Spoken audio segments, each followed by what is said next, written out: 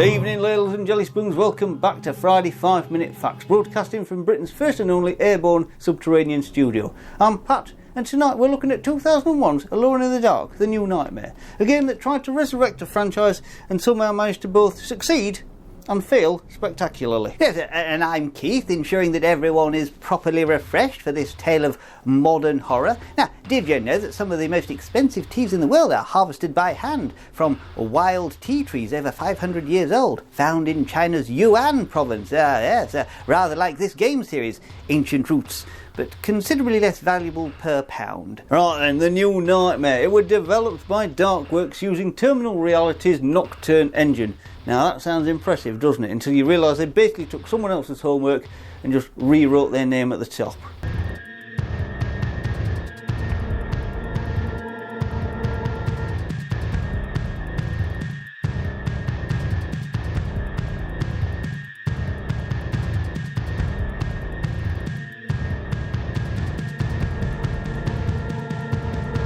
Now, here's the thing that puzzled me considerably. Edward Carnby is supposed to be the same character from the 1920s games, but this one is set in 2001, and he looks a good decade younger. It's like meeting your grandfather at a high school reunion, and he's somehow aged backwards. The official explanation from the developers says that every 40 years a man is awarded the name Edward Carnby and is destined to fight evil. A bit like Doctor Who, but with less time travel and more questionable decision makings about entering obviously haunted locations. Yeah, rather romantic really, isn't it? A hereditary line of supernatural investigators. Although I suspect the original Edward would have had some words about career prospects. Sorry son, your job is walking into dark places where everyone else has died horribly.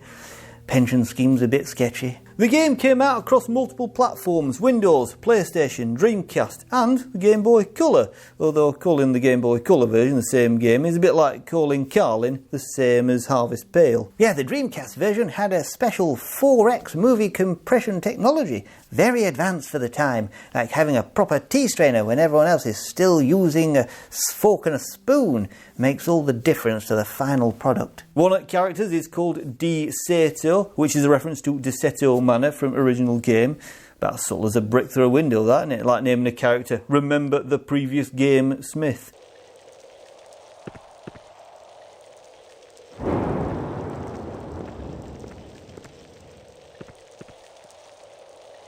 Now, the game featured a rather clever flashlight system. You could illuminate dark scenes and reveal hidden details. Oh, it was revolutionary at the time. Although I must say, badgers communicate using over a dozen distinct visualizations. Yeah, growls, purrs and yelps for different social situations. Actually, we come to think of it, rather more sophisticated than most horror game protagonists, really. Yeah, the flashlight mechanic required a special graphics engine that rendered backgrounds and various illumination levels. Clever technical work, that. Unfortunately, the rest of the game had the structural integrity of a chocolate teapot. Yeah, critics were mixed, shall we say. X-Play called it a shambling clone in step with the rest of survival horror games.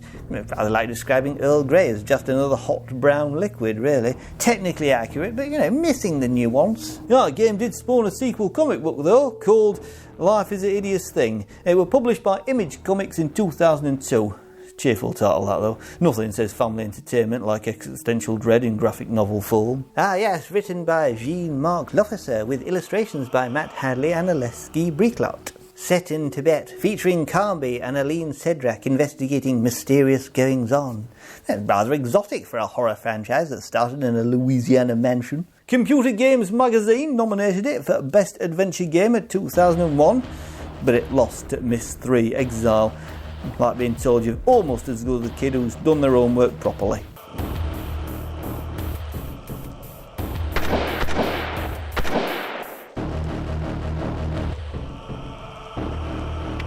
How absolutely delightful to discuss a game that managed to be both a technical achievement and a narrative car crash simultaneously. The New Nightmare, because apparently the old nightmares weren't quite traumatic enough for early 2000s audiences. So our lads decided to turn up. It's clearly been battling with compatibility patches.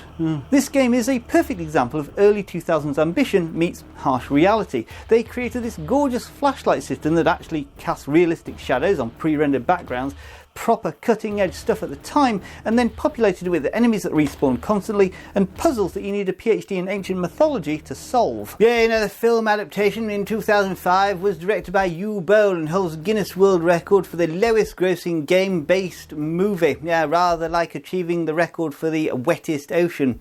Technically accurate, but, entirely predictable. $20 million to make, and they couldn't even recover the costs. Though they did manage to be #1 in the German DVD market for about 3 weeks, which tells you everything you really need to know about the state of German entertainment in 2005. Now, the game is still available on modern platforms, PlayStation Plus Premium, Steam, and even Nintendo Switch Online as of 2023.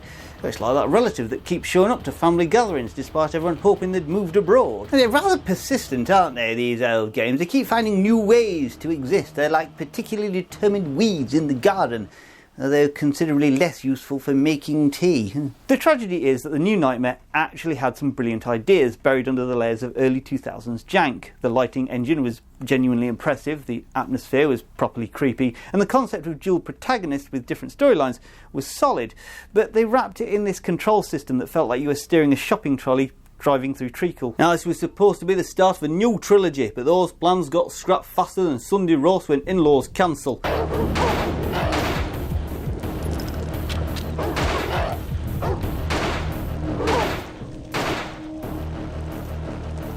Yeah, the new Nightmare represented that peculiar moment in gaming history where technology was advancing faster than developers could figure out what to do with it. Yeah, rather like getting a proper espresso machine, but only really knowing how to make instant coffee. I like tea. Here's to a game that proves you can have all the technical wizardry in the world, but if your core mechanics feel like they were designed by someone who'd only heard about video games described in a letter, you're still in trouble. Right, actually a lot for this week's Friday 5-minute facts. However, you might like to know that we actually covered Alone in the Dark, the new Nightmare, back when it turned 20 years old. Go and check that out. There's a link in the description down below. I'm sure we all look a lot younger and fresher faced. It was before the pandemic. Anyway, we've covered supernatural inheritance, technical achievements and film adaptations that make you appreciate why some things should stay as games. Yeah, do remember to like this video if you enjoy our ramble through early 2000s survival horror. And share it with anyone who remembers when next generation graphics meant pre-rendered backgrounds that look like oil paintings. And subscribe for more tales of games that were almost brilliant but ended up being fascinating failures. Because sometimes the journey is more interesting than the destination. Until next time, this is Pat, Keith and our lad from the Orbital Broadcast Bunker heading out to the Dog and Duck, reminding you that some shadows are better left unilluminated, especially if they're hiding dodgy game mechanics. Cheerio, little jelly spoons!